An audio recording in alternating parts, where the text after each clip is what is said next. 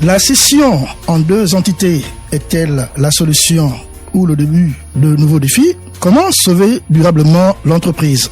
Vous avez tous compris, amis auditeurs, nous voulons parler de la SEG et de l'actualité qui sévit au sein de cette entreprise. À ce jour, la séparation annoncée de la Société d'énergie et d'eau du Gabon en deux entités suscite de nombreuses interrogations. Cette réforme permettra-t-elle réellement d'améliorer les performances de l'entreprise ou risque-t-elle simplement de déplacer les problèmes?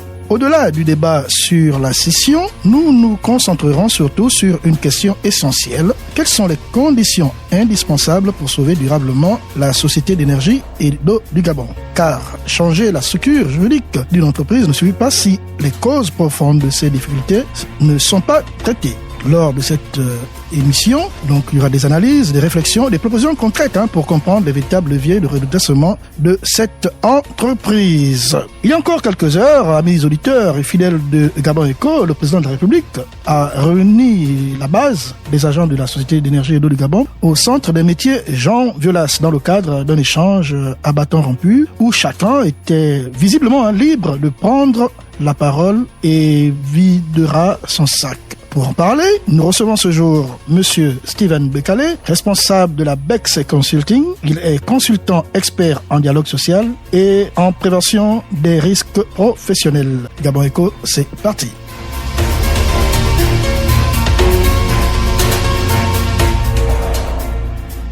Monsieur Steven Bekale, encore une fois, bonjour et bienvenue à Gabon Eco. Alors, Monsieur Steven Bekale, justement, la session en deux entités était la solution au début de nouveaux défis. Comment sauver durablement l'entreprise? Qu'est-ce que ce thème vous inspire de prime abord? Alors, je remercie Radio Gabon de me donner la parole aujourd'hui. Le sujet de la SEG, pour moi, c'est l'un des sujets que j'aborde le plus dans mes accompagnements, dans plusieurs conférences, parce que il n'y a pas plus révélateur comme mot dans le secteur public et secteur privé qu'est la SEG. C'est-à-dire que aujourd'hui, si on n'a pas compris exactement pourquoi nous sommes arrivés à ce problème, diviser l'entreprise en deux ne va pas forcément nous apporter de solutions. Je ne dis pas que c'est pas une bonne chose. Pour moi, déjà j'en parlais.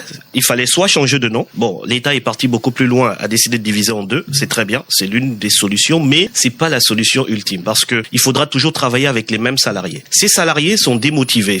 Actuellement, on peut dire qu'ils travaillent indirectement contre l'entreprise même. C'est-à-dire qu'ils ont tellement encaissé des coûts qu'il faut d'abord restaurer l'engagement de ces salariés. Donc pour moi, c'est le plus important. C'est pourquoi je dis toujours, on veut sauver l'entreprise ou on veut sauver le service public. C'est deux choses différentes. Si on sauve l'entreprise, on aura un meilleur service. Sauver l'entreprise ne peut pas se faire sans les salariés. Donc quand on parle de scission, moi j'attendais un travail plus en profondeur déjà sur ces salariés-là qui n'y croient plus trop. C'est très important d'aller d'abord dans ce travail-là. Et ce projet de scission doit se faire avec eux. Parce que ce sont les mêmes qui iront. Et il faut vraiment aller en douceur là-dessus. Alors pour aller plus loin, je veux vous dire quelque chose. La SEG, c'est d'abord une entreprise à la base.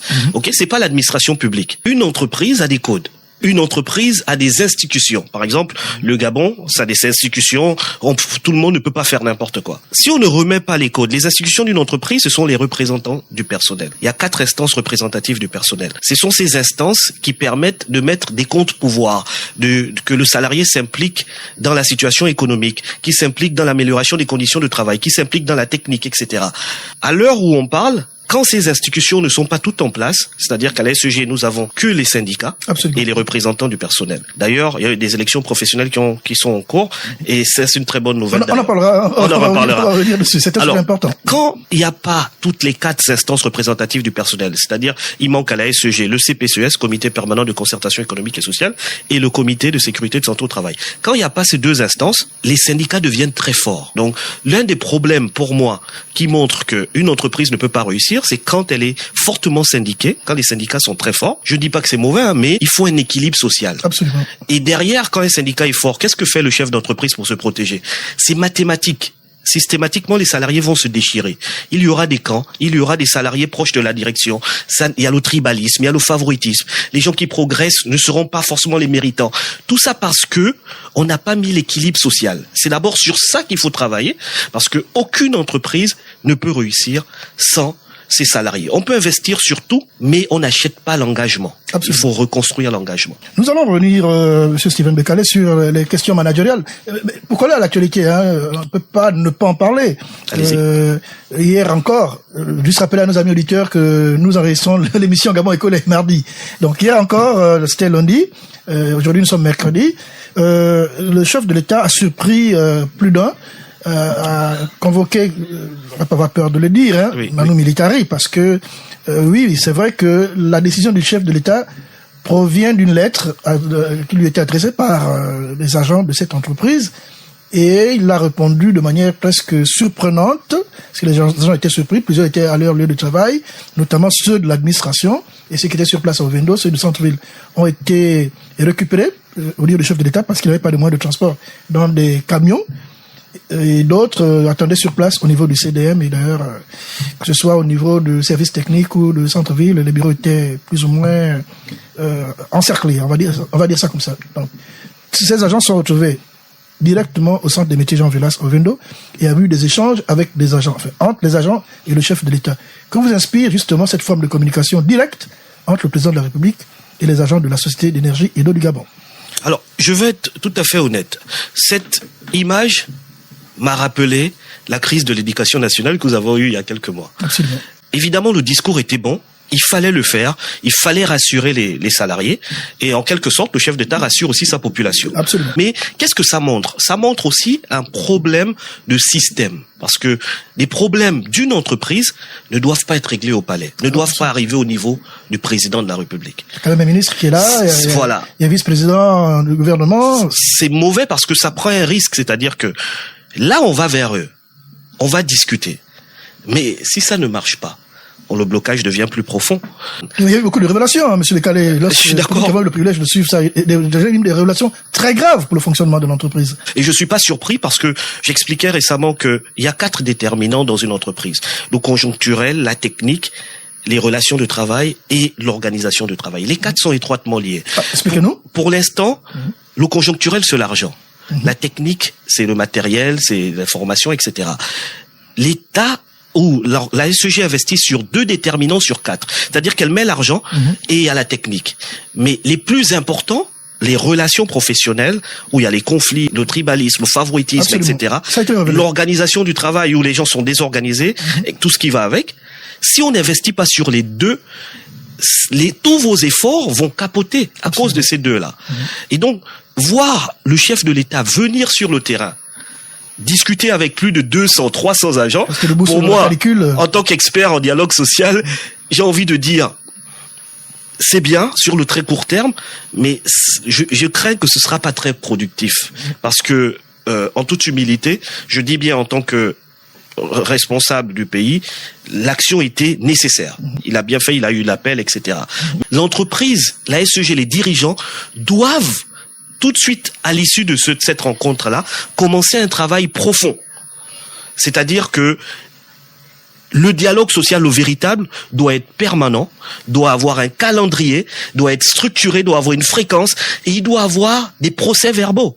Une discussion simple ne suffira pas où on aborde tous les sujets en même temps. Ce sera pas, il y aura pas assez d'impact. Absolument. Il y aura pas assez d'impact. Et là, laissez-moi vous dire que dans ce genre de discussion, il y a des salariés qui repartent frustrés. Absolument. De pas avoir tout dit, de pas avoir, etc. La parole, donc, qui n'ont pas pu prendre la parole, 2 heures de temps. Écouter le salarié, c'est pas discuter.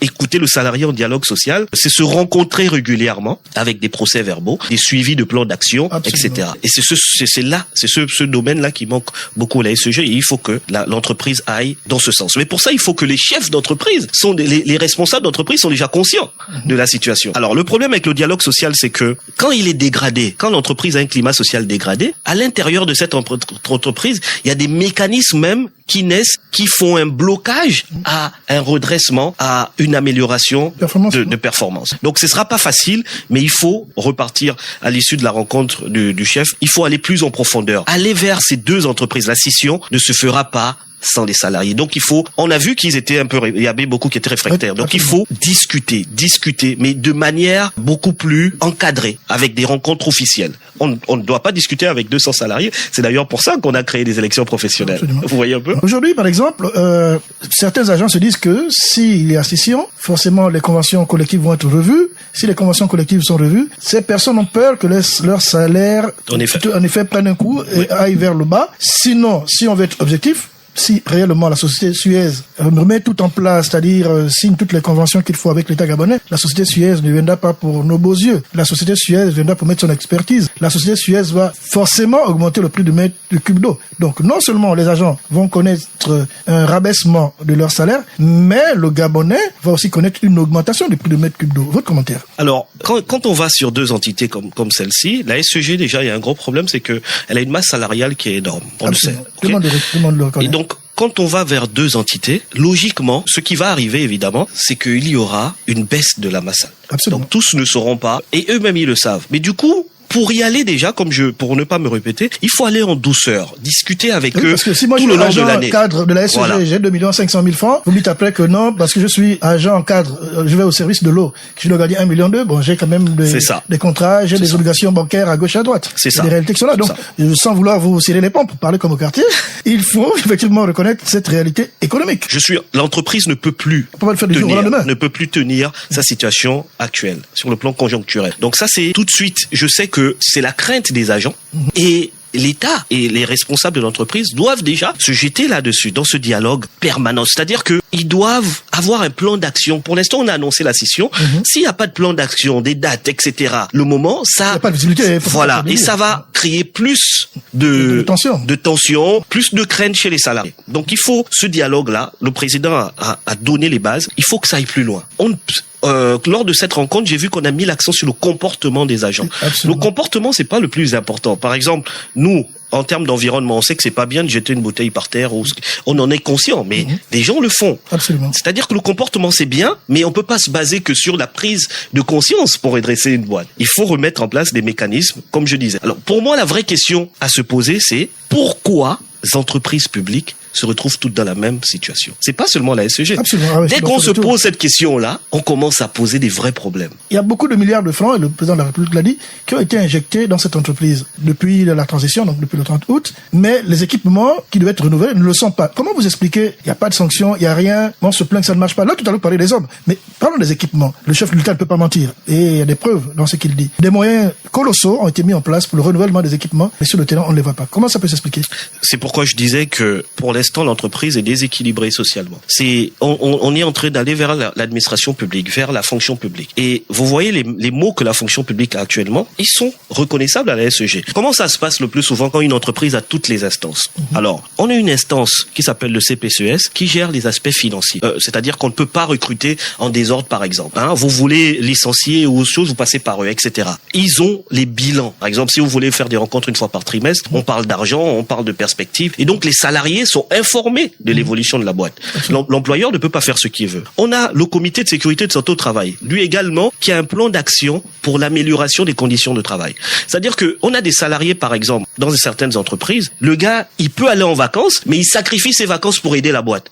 Parce que dans ces entreprises, on a mis des conditions qui permettent qu'ils soient épanouis. Il y a des gens qui sont mieux au travail que dans leur propre maison. Absolument. Donc, quand vous tuez ça, un agent de la SEG qui se sentait fier de porter sa tenue, le gars, il devient un mercenaire. Ses seules obsessions, c'est l'argent, c'est les primes, c'est tout ce qui va avec, c'est le syndicat. Et c'est pourquoi la scission, on revient là-dessus, va être difficile parce que moralement, les salariés, ils sont déjà dans la pente descendante. Absolument. Alors justement, la question c'était de savoir justement, est-ce que avec tous les moyens que le chef de l'État a mis en place depuis le CTRI jusqu'à ce jour, on constate que les investissements n'ont pas eu l'impact qu'il fallait. En fait, on ne voit même pas, à part les groupes électrogènes, et je le découvrais comme beaucoup de Gabonais, qui auraient été achetés. C'est le chef de l'État qui le dit, achetés en Inde, mais qui ne correspondaient pas aux formations des ingénieurs gabonais de la SEG. À part cet aspect-là qui est justifiable, guillemets, je dis bien parce que après il y a un autre agent qui dira que oui, cela ne vient pas d'eux, de la base, mais des dirigeants. C'est eux qui ont dit que les ingénieurs ne pouvaient pas travailler dessus. Mais eux, ils étaient disposés à travailler, sauf qu'il y avait certaines conditions, mais qu'ils ne sont pas arrivés au bureau du chef de l'État.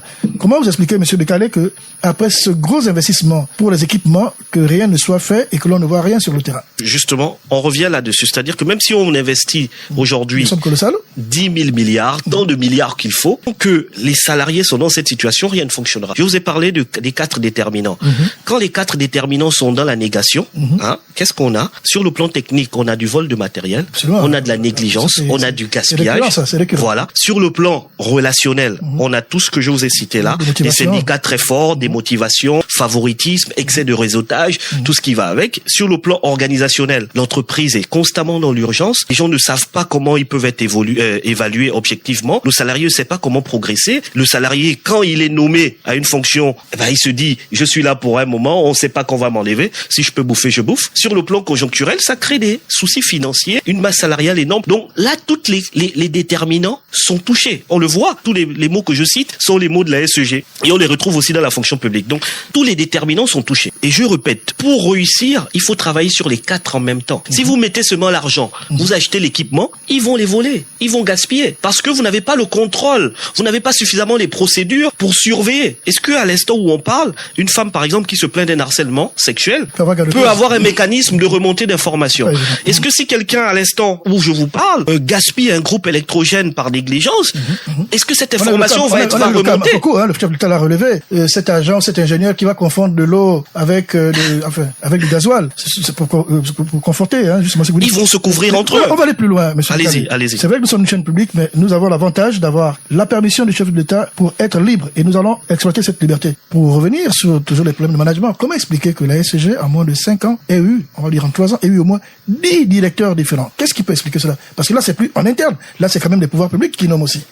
J'expliquais que l'erreur qu'on a effectuée, c'était de pas donner aux responsables des entreprises SEG le pouvoir réel de transformation. C'est l'une des préalables, parce que l'État se désengage de la SEG. C'est l'État qui finance, avec, on parlait tout à l'heure de financement des fois à fond, entre guillemets, personnel du chef de l'État, les financements au niveau du patrimoine. Il faut qu'on revienne vraiment dessus, parce que il faut que le Gabonais comprenne vraiment la relation qu'il y a entre la Société du patrimoine et la SEG. Pourquoi c'est 2 entités différentes? Je suis d'accord. Ouais, c'est un peu comme le CNEE et la SEG. Bon, après, on a l'impression que on se plaint des goulots d'étranglement financier, mais après, on a des entreprises qui apparemment font presque la même chose. Il y a des formes de doublons et il y a surtout pas de bilan. Mais je vous laisse d'abord répondre justement à cette question. Non, mais je comprends. Si c'est nombreux directeurs nommés en un laps de temps, comment une entreprise peut-elle fonctionner si tous les 5 ou 6 mois on doit changer de DG? Alors, vous voyez l'image qu'on a eue sur la rencontre du président avec les salariés.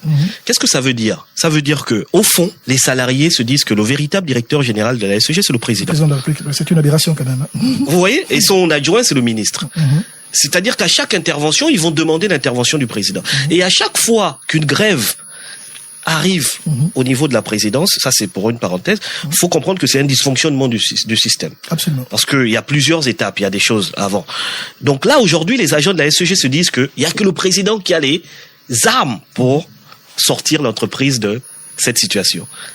Et il y a déjà un problème. Il y a un directeur général, il y a des actionnaires. Il faut redonner le pouvoir. C'est le préalable à ces gens-là. Il faut que la SEG aille vers le modèle, par exemple, du quotidien L'Union, avec son presse. Absolument. C'est un modèle qui est assez intéressant, où l'État a toujours un regard, mais l'entreprise a une certaine autonomie. Il faut aller vers ça.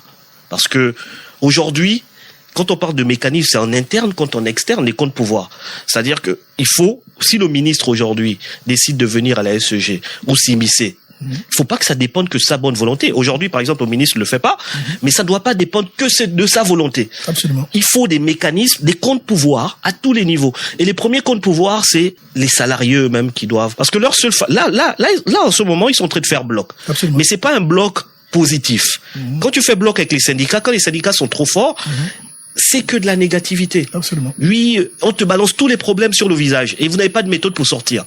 Or, les 2 autres instances dont je vous ai parlé en amont règlent les problèmes, règlent les tensions avant qu'elles naissent. Si ça n'existe pas, ces autres instances, vous vous retrouvez dans la situation dans laquelle nous sommes. Donc, pour moi, le président, après cette action, si je pouvais lui donner un modeste conseil, c'est de reculer. C'est de reculer. Je le dis clairement, le président nous suit. Mais monsieur Bekale, on va aller plus loin. Vous savez, c'est un sujet tellement vaste. Il y a quelques jours encore, le système informatique de la Société d'énergie E2 du Gabon a connu une espèce de bug, va-t-on dire, victime d'une cybercriminalité. L'administrateur directeur général l'a dit, la main dans le cœur, la main dans le cœur, Radio Gabon l'a diffusé, au niveau de la rédaction, au niveau des journaux, tout le monde a pu le suivre, qu'il s'agissait d'un sabotage. Aujourd'hui, ces personnes suspectées, saboteurs du service informatique de la SEG, sont dehors. Qu'est-ce qui, selon vous, peut expliquer une telle situation, sachant que dans un domaine comme celui-ci, nous avons reçu déjà des jeunes qui sont dans ce domaine-là, qui ont des start-up, dont une, aujourd'hui, opère au Rwanda, si je ne me trompe pas, et là-bas, ça se passe bien. Comment peut-on expliquer qu'une entreprise comme la Société d'énergie du Gabon, qui a pignon sur lui, qui a le monopole sur la distribution, la vente d'eau et l'électricité au Gabon, puisse connaître un tel handicap, un tel accident, entre guillemets? Déjà parlé de sabotage. Mais comment on peut l'expliquer concrètement? Je voulais expliquer dans la partie précédente avec les 4 déterminants qui sont étroitement liés. C'est-à-dire que... pas de revenir, okay. L'émission est très pédagogique. C'est-à-dire que quand ces 4 déterminants sont dans la négation, honnêtement, plus rien ne me surprend. Vous pouvez voir, sur le plan conjoncturel, des gros bouffages, comme on dit au quartier. Absolument. Et personne ne saura. Vous pouvez voir en bas du salarié, tout petit, le salarié qui prend 2 pièces de groupe électrogène et va les vendre. Absolument. Sans que vous ne sachiez. Parce que... pas de contrôle. Vous n'avez pas procéduré. Les 2 déterminants qui font très mal à SEG aujourd'hui, donc organisation du travail et relations de travail, ne nécessitent pas forcément un coût financier pour les résoudre. C'est là où il faut travailler. Mais pour ça, il faut s'asseoir avec les représentants du personnel, etc. et aller vers un plan d'action pour sortir de là. Par exemple, moi, quand j'accompagne, quand l'entreprise est attaquée par de la corruption, on met des référents parmi les représentants du personnel anti-corruption. S'il y a beaucoup d'harcèlement sexuel, on met des référents anti-harcèlement sexuel. Parce que ce genre de choses ne peuvent pas remonter à la direction. Il faut que les salariés eux-mêmes combattent ça, ces fléaux. Et là, c'est une façon de les impliquer. Quand vous n'impliquez pas le salarié, il dit quoi? Écoutez, faites comme vous voulez. Absolument. Nous, on vous attend, mais vous ne licenciez personne. Voilà le blocage que nous avons aujourd'hui avec la SEG parce qu'ils se sont pas impliqués. Et là encore, pour revenir rapidement sur l'intervention du président au CDM, je trouve ça quand même dommage parce que toutes les entreprises au Gabon ont effectué des élections professionnelles. Absolument. Ces élections professionnelles ont été effectuées pour éviter justement ça. On peut pas dialoguer avec 300 personnes d'un coup. Donc, qu'en est-il des élections professionnelles? Pourquoi à l'instant où on parle... C'est la question que moi j'allais vous poser, vous anticipez un peu. C'était la question à 2 volets, c'est-à-dire, justement, déjà les résultats ne sont pas encore connus jusqu'à ce jour. Moi, c'était vous dire justement quelles pourraient être les attentes de l'entreprise et des agents par rapport à ces élections professionnelles. Et est-ce que vous, en tant qu'expert, vous êtes souvent consulté dans ce genre de situation? Alors, jusqu'à maintenant, j'étais consulté dans le secteur privé parce que c'est un peu comme des cousins. Le secteur public, les mots sont beaucoup plus profonds. Le secteur privé, on a encore une direction qui a de la poigne. Ils ont trouvé un mécanisme dans le secteur privé qui fait beaucoup de bruit, avec des entreprises qui font de la sous-traitance, pour essayer de sous-traiter justement ce risque de mouvement d'humeur, de mécontentement. C'est très mauvais là-bas, ça a d'autres dérives. On m'appelle pour discuter. Mais dans le secteur public, parce que là c'est la SEG. Après, j'attaque aussi la fonction publique de manière plus généralisée. Faut pas hésiter. J'espère que pour trouver des solutions. Voilà. Donc pour la fonction publique, je pense plus à aller vers d'abord une réforme du code général de la fonction publique. Alors, donc pour revenir à la SEG, qui est également assujettie au code du travail, là on voit vraiment tous les problèmes du système. L'entreprise n'a pas encore fini les élections professionnelles alors que toutes les autres entreprises ont fini depuis. Ça ne s'explique pas. Ça ne s'explique pas. Ça montre qu'il y a des gros soucis en interne, d'ordre organisationnel. Ils le font pas exprès, mais les blocages sont tellement que toute tentative de progrès est freinée par ces blocages. Et d'ailleurs, quand vous voyez les autorités venir, c'est parce qu'ils se disent, nous, on veut bien mettre un peu de rigueur. Il y a trop de désordre là-bas. Mais derrière, ça crée aussi d'autres dérives. Donc, les autorités doivent reculer, pour moi, de 1. Deuxième, ils doivent finir les élections professionnelles rapidement. On doit voir les résultats parce que là, on a vu un syndicat sortir, faire une intervention médiatisée. Est-ce que ce syndicat représente tous les salariés? Est-ce que on va se retrouver comme la grève de l'éducation nationale? Les élections professionnelles doivent être terminées. Ensuite, après ça, on attaque les 2 autres instances qui manquent à la SEG, nos comités de sécurité et de santé au travail et le CPCES. Nos comités de sécurité et de santé au travail, le CSST, qui est obligatoire dans les entreprises de plus de 50 salariés, quel est son avantage? C'est la seule instance au Gabon qui demande à l'employeur et aux salariés de se réunir une fois par trimestre. Aucune autre instance ne demande une fréquence de réunion comme ça. Et du coup, les autres instances peuvent s'imbriquer. Un membre de syndicat peuvent dire, ou bien les élus représentants le personnel, lors des élections professionnelles, peuvent venir dire, écoutez, nous on a remarqué ça, lors de votre réunion en mars prochain, essayez d'en parler. C'est ce qu'on appelle le dialogue. Tant qu'on n'a pas cette fréquence de rencontre, sous procès verbal, l'entreprise sera toujours dans l'urgence et aura les mots que nous observons. Monsieur Steven Bekale, le temps qui nous était parti court déjà à sa fin, mais je voulais quand même pas orienter votre réponse, mais j'avais envie de la conditionner en ce sens que si vous aviez un mot de la fin à l'endroit des pouvoirs publics, parce que c'est notre argent, c'est l'argent du contribuable qui est injecté à chaque session budgétaire, mais aussi un mot de la fin à l'endroit des dirigeants de la SEG que l'on change assez régulièrement, que pouvez-vous leur dire maintenant que nous sommes à la fin de l'émission? Ok.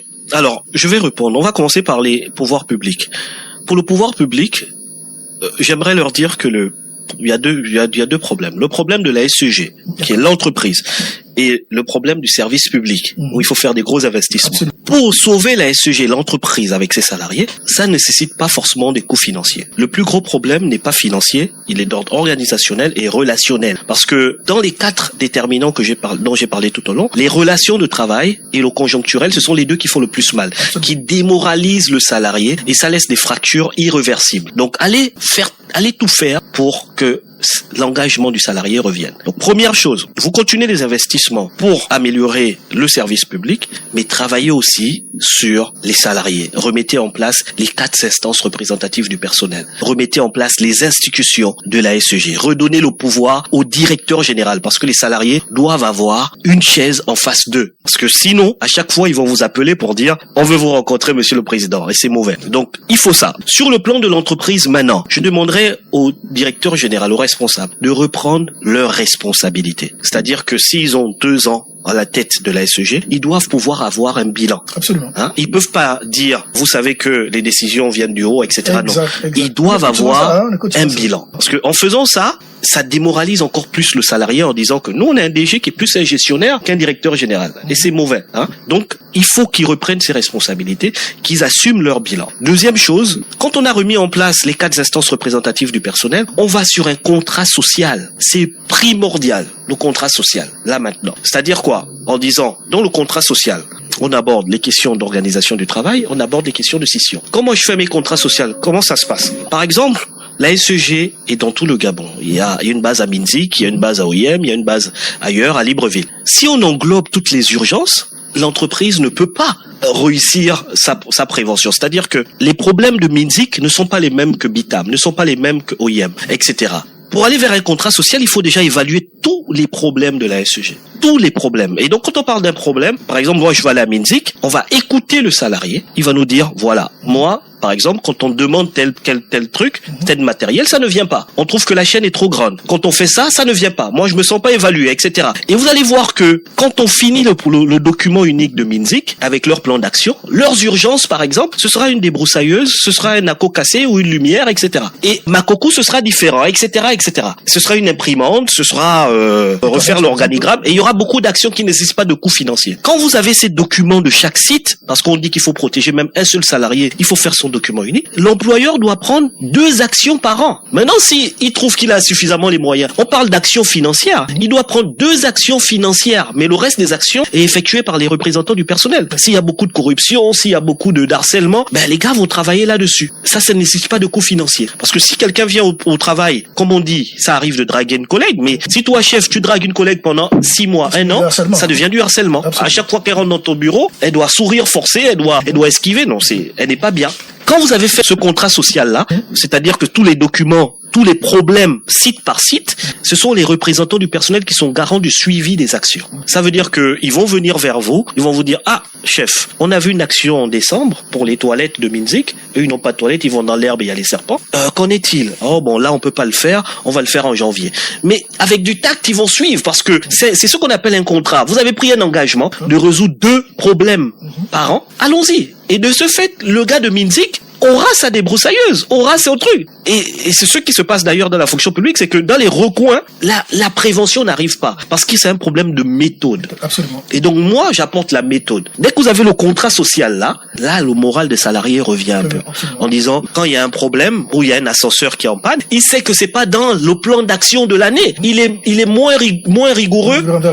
Voilà. Il va dire, bon, ok, nous, dans le plan de l'année, il n'y avait pas ce problème d'ascenseur, c'est une surprise. Donc, si le chef d'entreprise répare cet ascenseur, il a fait un effort. C'est comme ça. Si vous n'avez pas ça, l'employé ne connaît pas les efforts que le chef d'entreprise fait. Et, dans l'autre sens également, le chef d'entreprise considère que les salariés sont mauvais parce qu'ils sont plus syndiqués. Et là, ça crée une fracture sociale. Qu'il faut repartir vers ce contrat avec les salariés. C'est primordial pour aller vers la scission.